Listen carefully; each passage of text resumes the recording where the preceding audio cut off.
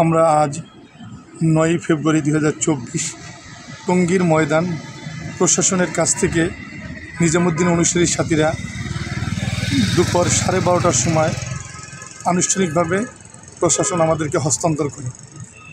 আগামী 24, 25, 14, 15, 16 তারিখ 2025 ফেব্রুয়ারি যে আমাদের টঙ্গী ইজতেমা, সেই ইজতেমার জন্য আলহামদুলিল্লাহ ইতিমধ্যে আমাদের নজমের সমস্ত জামাতগুলো ময়দানে যার যার নজমের যতটুকু সংস্কার দরকার সেই কাজগুলো শুরু করে দিয়েছে এবং পাহারার সাথীরা ইতিমধ্যে এসে পৌঁছেছে।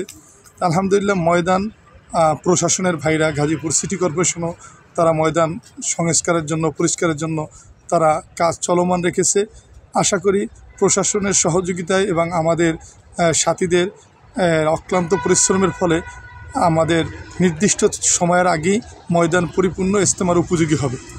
এবং আপনারা জানেন যে সারা পৃথিবী থেকে আমাদের মেহমানরা আলহামদুলিল্লাহ যেহেতু অল্প সময়ের ভিতরেও আমাদের মেহমান আমরা চেষ্টা করছি সর্বোচ্চ পর্যায়ে যাতে মেহমানরা উপস্থিত হয়।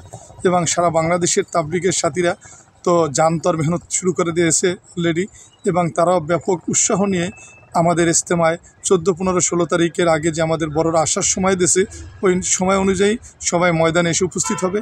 এবং আমরা আশা করি এবারের ইজতেমা আমাদের আমলি ইজতেমা হবে। কারণ আরও একটা জিনিস আপনারা অবগত আছেন যে আমাদের এবার ইজতেমার ভিতরেই শবে বরাতের পবিত্র রাত্র, শবে বরাত আমাদের ইজতেমা চলাকালীন সময় হবে।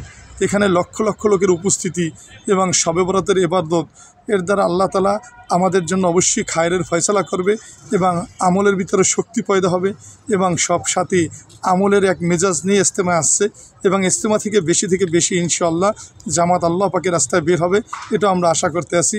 আর আমাদের মহল্লায় যে সকল সাথীরা আছে তাদের কাছেও বলবো, আমরা অন্য কোনো কথায় বিভ্রান্ত কান না দিয়ে আমরা সবাই যার যার অবস্থান থেকে সর্বোচ্চভাবে মেহনত করে আমাদের সাধারণ মুসল্লিদেরকে সাথে নিয়ে আমরা সময় মতো নির্দিষ্ট সময় ইজতেমার ময়দানে আমরা শরীক হব।